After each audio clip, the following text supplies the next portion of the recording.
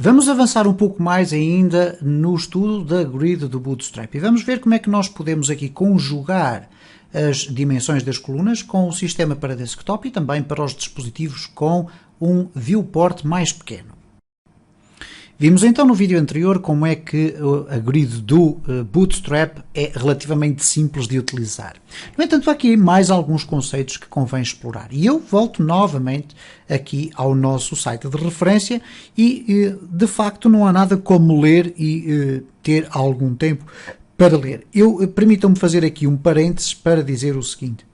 Eu cada vez mais acho que é fundamental nós organizarmos o nosso tempo. E como existe um ditado português que diz que tempo é dinheiro, porquê? Porque cada minuto que nós perdemos do nosso tempo a ver um vídeo no YouTube que não vem acrescentar nada ao nosso conhecimento é tempo que nós nunca mais recuperamos. Ora, eu estou a falar no vídeo do YouTube, mas estou a falar fundamentalmente no texto. Se nós queremos mesmo aprender uma determinada tecnologia, atualmente a esmagadora maioria das páginas de internet, que são as páginas de base para estas frameworks, contêm toda a documentação necessária. Eu sei que em alguns casos, como falamos de frameworks extremamente extensas, vamos ter ali um conjunto de informação imensa. No caso do Bootstrap é também uma framework muito grande, mas toda esta informação está detalhada aqui. Okay? Como podem observar aqui, ela está detalhada aqui nesta linha lateral. Que aqui não funciona muito bem por causa da minha máquina virtual, mas está aqui tudo detalhado, ok? E isto para dizer o quê? Que nós vamos seguindo por aqui abaixo. Vamos estudar isto de forma acompanhada. Ora bem, vamos regressar aqui e peço desculpa pelo parênteses, mas eu sou muito adepto deste tipo de informação e deste tipo de esclarecimento, porque de facto nós temos que ser cada vez mais proativos e não estar à espera que alguém nos venha colocar no cérebro os conhecimentos que nós podemos adquirir ao ler estas coisas. E eu sou o exemplo vivo disto. Eu não tenho nenhuma formação académica, não tenho nenhum curso de tecnologias de informação e, no entanto, aprendi a programar e aprendi a fazer estas coisas todas através das leituras que faço. E a esmagadora maioria delas em inglês e a esmagadora maioria delas na internet. Ora bom, voltando aqui ao nosso sistema de grelha de Bootstrap. Tínhamos ficado aqui no vídeo anterior com aquele famoso exemplo que eu dei de, ok, temos aqui então um post, etc, como é que isto funciona em termos responsivos. Mas tivemos a ocasião de verificar que originalmente aqui as colunas estão organizadas desta forma, mas quando começamos a reduzir aqui o espaço, começamos a entrar aqui num problema. Porquê? Porque a nossa grelha está definida para ter um comportamento normal nos desktops. Porquê que eu estou a dizer isto? Bom, porque eu aqui coloquei as classes call MD. MD significa medium. E se nós formos consultar a referência, ela diz exatamente isto. Se eu vou utilizar o call MD, estou a criar uma grelha especificamente mais direcionada para os dispositivos médios, que são os considerados desktops. Quando falamos de dispositivos mais pequenos, que têm, por exemplo, um viewport mais pequeno, um tamanho de monitor mais pequeno, estamos a falar essencialmente, por exemplo, dos tablets que têm 768, então se calhar temos que começar também a utilizar o call SM. E consoante a classe que nós escolhermos, consoante a nossa grelha vai ter um comportamento diferenciado, quer nos smartphones, quer nos tablets, quer no desktop. Mas aqui entra um aspecto muito interessante e que não poderia ser de outra forma, uma vez que o CSS também o permite, que é o seguinte: no nosso código, nós podemos ter para uma mesma classe, okay, para um item classe, um atributo classe, o nome correto é atributo classe, de um determinado elemento, que neste caso é um div, nós podemos ter mais do que uma classe. Como é que nós fazemos isso? Bom, por base, quando nós definimos uma classe no CSS, nós colocamos um ponto e colocamos nome da classe. Não podemos colocar nome espaço da classe.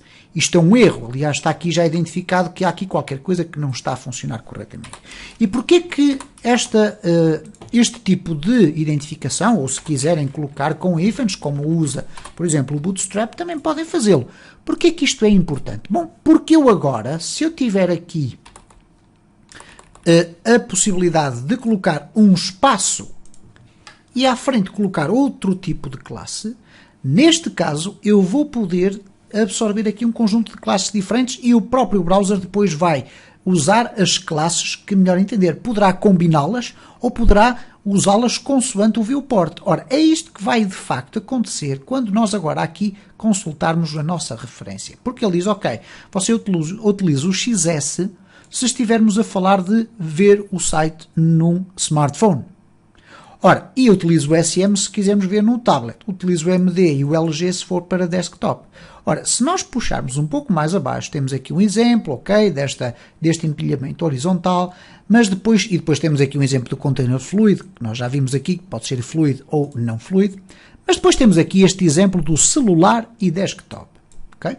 Ora, o que é que isto significa? Que eu posso combinar as duas circunstâncias, e vejam como acontece aqui. Eu tenho o call XS e tenho o call MD.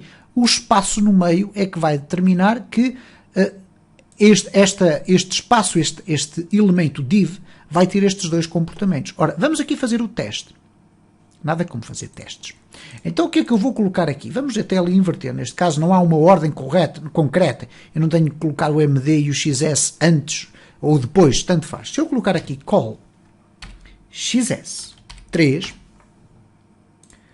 e se eu agora começar aqui a organizar o meu código por aqui baixo, vamos ver, eu aqui não gosto muito desta cor da seleção, call XS6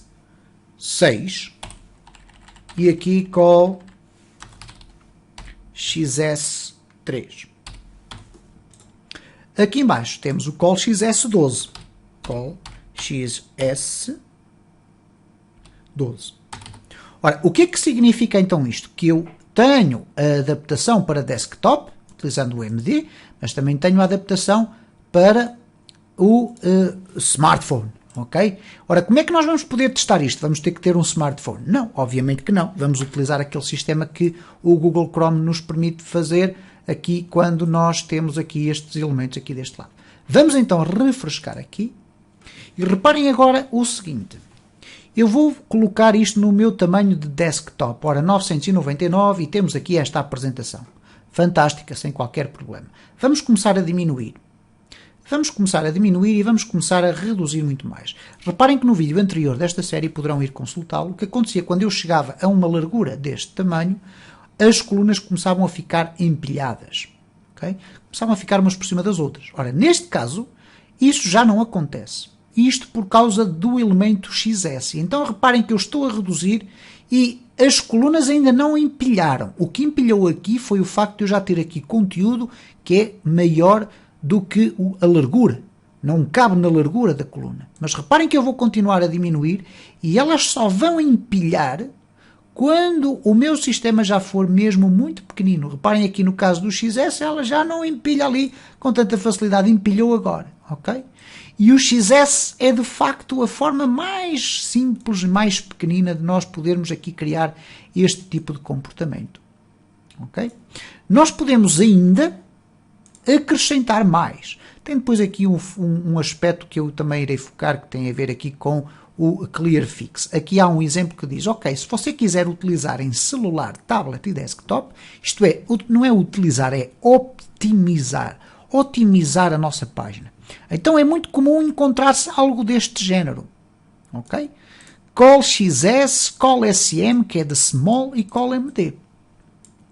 Ele aqui inclusive tem tamanhos diferentes. Para quê? Para nós percebermos que, ok, enquanto no tamanho normal, isto é, no desktop, a coluna vai ter uma largura de 8, quando estivermos a usar um dispositivo mais pequeno, nós queremos que ela tenha a largura de 12. Isto é, mais larga.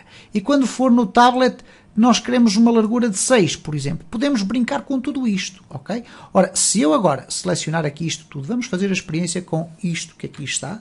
Ctrl C. Vamos colar aqui. Vamos limpar tudo o que aqui está. E vamos colar. O único problema que nós temos agora aqui neste texto é que nós não conseguimos ver as borders, ok? Ora, vamos então fazer aqui o seguinte, vamos tentar fazer aqui o seguinte, vamos criar aqui um override para tudo o que é colunas.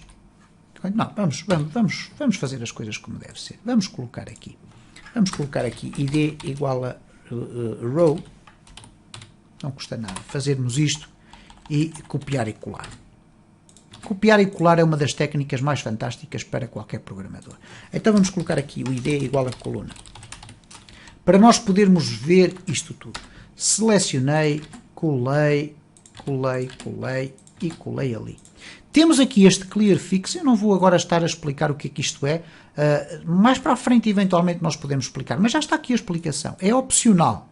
Ele limpa as colunas XS se o conteúdo que elas têm não é suficiente para a sua altura. Ok? Muito bem. Depois iremos com certeza ter a ocasião de ver isto. Vamos aqui gravar. Vamos testar aqui no nosso layout. Refrescar. Cá está este sistema todo. Temos aqui estas colunas. Vamos ver como é que ele se organiza. Reparem que as colunas alargam e estreitam. Assim que eu chego a uma determinada dimensão e estou ali a olhar para aquela dimensão, estamos a ver ali, ok, 763. Se nós formos aqui consultar, e lá vou eu outra vez aqui, vamos aqui consultar aqui na nossa tabela. 768 começa a ser a questão dos smartphones. 768, aqui menor que 768, aqui maior ou igual a 768 até 992, temos aqui os tablets. Mas menos de 768 ou 768 pixels, as colunas já vão entrar no campo do XS e a coisa vai começar ali a mexer. Mas reparem que nós não perdemos a informação, ok? E reparem ali o 763, ele começa ali a baixar e começa ali a reorganizar-se. E tudo isto, reparem que o mais importante, na minha opinião, obviamente, o mais importante destes sistemas é nós, de facto, quando estamos a desenvolver as nossas páginas web, testarmos em diferentes dispositivos. Não necessitamos de ter os dispositivos, nós podemos usar ferramentas como estas que o Google nos proporciona para testarmos se, de facto, a experiência de desenvolvimento, ou melhor, a experiência de navegação, assim é que é correto, de um utilizador num desktop vai ser semelhante, ou pelo menos com a mesma acessibilidade que a experiência de quem vai utilizar a nossa página de internet num dispositivo mais pequeno. Esse é que é o principal objetivo desta framework. Ainda antes de terminarmos o vídeo, vamos ver aqui um outro conceito que vem logo de imediato e que diz o seguinte, exemplo envolvendo coluna. Okay? Temos aqui um exemplo que envolve uma coluna. Ok, mas o que eu aqui procuro explicar é o seguinte. Vamos imaginar o cenário em que nós erramos nas contas, ou não queremos olhar para as contas e colocamos ali dentro de uma linha mais do que o equivalente a 12 colunas. Okay? Se mais do que 12 colunas estão colocadas dentro de uma única linha, cada grupo de colunas extras irão para uma unidade envolvida a envolver dentro de uma nova linha. Ok, estou muito ansioso para testar isto. Vamos aqui limpar o nosso container e vamos criar aqui então div class igual a, e vamos utilizar MDs. Call MD, vamos criar aqui, por exemplo, uma coluna de 8 e vamos lhe colocar ID coluna e vamos fechar aqui o div e vamos colocar aqui um parágrafo a dizer coluna 1. Eu coloquei ali o O, mas é o P. Ok, vamos copiar e vamos colocar aqui mais uma coluna, neste caso de 4, coluna 2, e vamos colocar aqui uma coluna adicional que já vai ultrapassar a dimensão, coluna MD1, que seria a coluna 3. Ora, isto em condições normais já ultrapassa os 12, porque temos aqui 8 mais 4 dá 12, mais 1 dá 13. Vamos verificar o que é que vai acontecer na nossa página. Vamos aqui regressar. Ok, eu esqueci-me de colocar aqui a row div class igual a row e id igual a row. E agora vamos fechar aqui o div no fundo. E todos estes que aqui estão dentro, então, é que são as colunas da minha linha. Vamos aqui refrescar, vamos regressar aqui ao nosso template, refrescar. Vamos aqui alargar para as nossas colunas ali ficarem, mas reparem então o que é que acontece. A coluna 1 e a coluna 2 encaixaram perfeitamente. A coluna 3 passou para a linha de baixo, o que seria um exemplo absolutamente expectável. Agora vamos fazer uma experiência que é criar uma nova linha com mais duas colunas e vamos ver o que é que acontece. Então vamos ter aqui uma nova linha. Okay? Eu vou copiar este texto todo e vou simplesmente aqui depois limpar duas colunas. Vamos deixar ficar aqui duas colunas e com os tamanhos que iriam ser perfeitamente aceitáveis. 2MD3, ok? Portanto, iriam ser duas colunas que iriam ocupar até meio da minha grelha.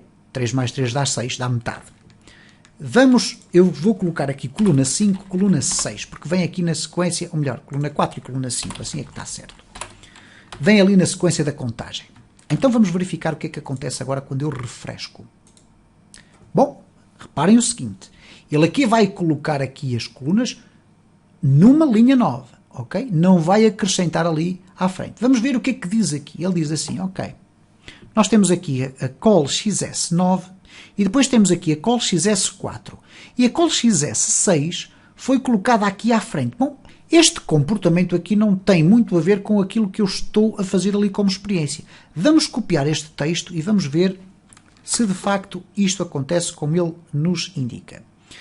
Ou melhor, vamos aqui até simular isto. Vamos aqui XS9, XS4, XS6. Vamos aqui colocar, porque eu criei aqui uma nova linha, ok?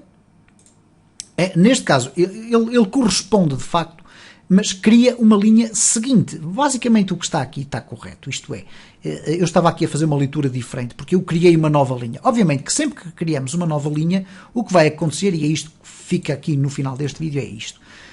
Nós criamos uma linha e se colocarmos colunas com dimensão superior àquilo que seria o expectável, o que vai acontecer é que as colunas vão passar para a linha de baixo. Mas para a linha de baixo dentro da própria linha.